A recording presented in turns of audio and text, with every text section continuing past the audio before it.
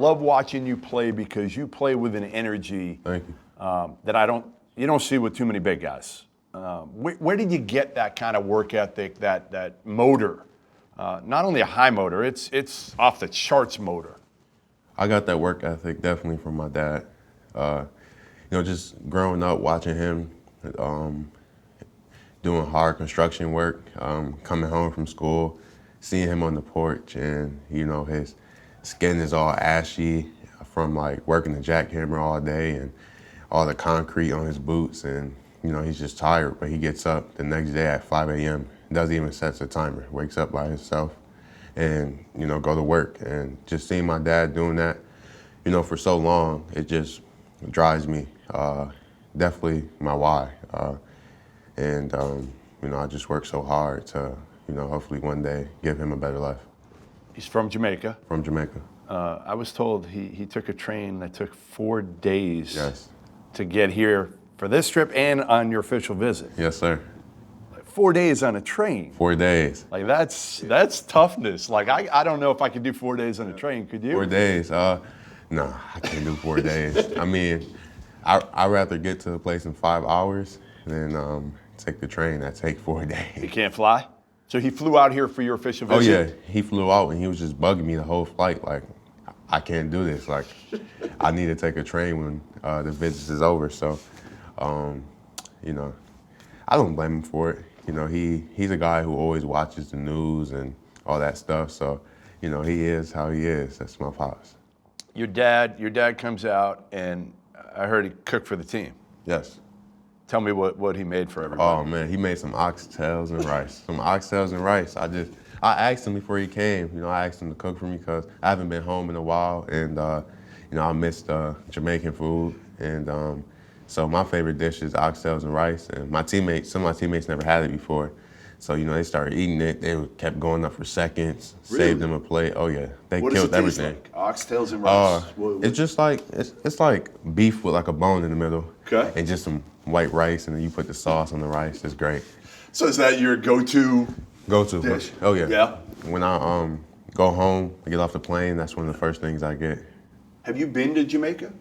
No, I've never been to Jamaica because we were supposed to go when we were younger. Then my dad chickened out because of planes. And, No way. Yep. So he hasn't been back. He hasn't been back in so long. Really? Ever since he came to the States, he never been back. So the Jamaican heritage. Mm-hmm. I don't know how many people even know that about you. Yeah. Right? I mean, that's kind of something. I didn't know your dad was from Jamaica. How much does that kind of play into who you are and what you're about? I mean, a lot. If you look back at the Jamaican heritage, it's just tough, strong-minded people who's very determined and who work very hard. And for my dad, he's the first person from his family to come to the States. So, anytime someone's from Jamaica is trying to start a new life in America, have a better life, they always find my dad's number. And every time I come home, we have a new family member in the house, whether it's in my room or in a different room. A new cousin I never met. So he's definitely the first from, his family to come to the States. The first paycheck, when you get it, hopefully in the NBA. Yes, sir. What will you do for maybe both your parents, Yeah. for your mom and your dad? With the paycheck, I mean, I want to be smart with it because, I don't want to just blow money. But I say with the paycheck, I mean, I put my paycheck in the bank and then, with my endorsement deals and stuff like that, probably live off that kind of stuff and help my parents out with that money and, just give them a better life, put them in a better place. Right now we're staying in the heart of the city, so, help them out. Put my dad in a better home, my mom in a better home, and you know how that goes. What was it like growing up in Rochester? Again, not an easy, I've been told 9% graduation rate for African American males. Is that correct? Yes. It was tough. I was fortunate enough to get in this program called the Boys Academy, and which is we wear a tie, a shirt, suit, jacket.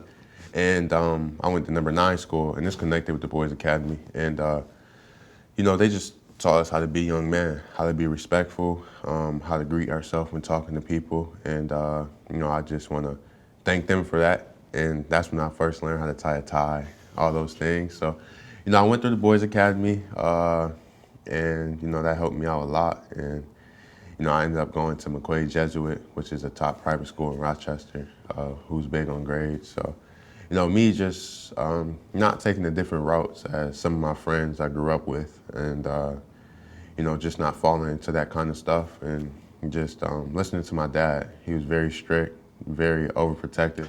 I heard that. I heard he didn't let you go out.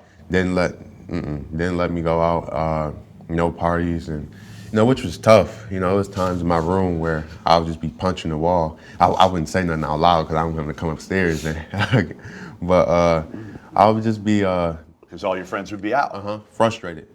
But now that I look back, at it, I just want to thank him for that, because growing up with some friends that got into the wrong things and went to all that kind of stuff, and he just kept me and my brother out of that stuff. Made sure we took care of our books and just did what we had to do. What are your goals? My goals this season is to win, but my main goal is to bring a national championship to University of Washington. I mean, it's a dream of mine. It's why I came here. I didn't just come here to win some and lose some. I mean, who wouldn't want to win a college national championship? And something I want to do with Coach Hop. I know I can't do it myself, and my teammates, we all have to work together too, but I feel like he works so hard and he deserves it. So I'll run through a brick wall for Coach Hop, honestly. He's a different dude, isn't he? Yes, sir. I mean, you talked about his energy. Could you imagine playing for any other coach? Even when I chose my decision and stuff, and even when I thought about it, and I remember I was thinking about it not too long ago. I'm like, man, I'm blessed that I really chose this place. I'm surrounded by great people. Like you said, I'm surrounded by great people like Ashley, Coach Hop, the whole staff, teammates, and I'm just thankful. So rumor has it you still you have a memory like an elephant. You remember a situation years ago when Jim Boeheim did not take a picture with you. Oh yeah. Is this true? It's true. Go ahead, give me the story. Back then, I was playing with primetime basketball. I was in 8th grade, and we're at a tournament called a Central Western tournament up in Central New York, and his son was playing, and he was there, and I didn't like Jim Boeheim, Syracuse coach. My friends were tripping like, oh, I want the picture, and I didn't know too much about him, but I knew he was a big-time coach and coached at a big school. So, my friends were scared, and I'm like, all right, fine, I'll ask him. I don't know why y'all so scared for. And I tapped him, and I said, hey, is it possible me and my friends can get a picture? And, he didn't even look at me. He just tapped me on the shoulder and said, not right now, but I'm watching my son play. And, people was there. They were laughing and pointing at me like, you got turned down and stuff. And, I remember that, it hurted me for sure. And I just said to myself, I said, it's okay. And I said to my friends, it's cool, I'm gonna make him regret it one day. And, that just put.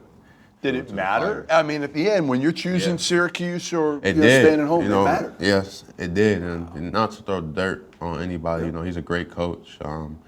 And I respect him. But when you choosing school, of course you're gonna remember something like that, especially when you're a little kid. So what's life after basketball? Have you thought about it? I know you're still young, but have you thought about what you would love to do?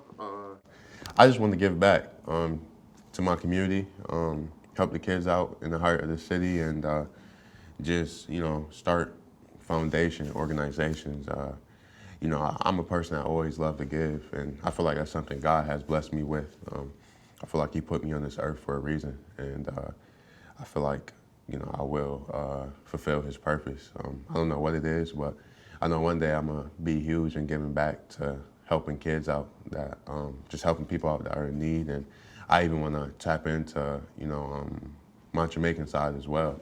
Help out back home? Yep, help out back home. I don't know if home's the right yeah. word. But You can call it home, but back in Jamaica. Gotta get your dad a private plane maybe or something. Oh, Make life man. easier for him to fly back. Yeah, I'm sure he'll like us. I'm sure he'll love to fly like that rather than the big commercial flights.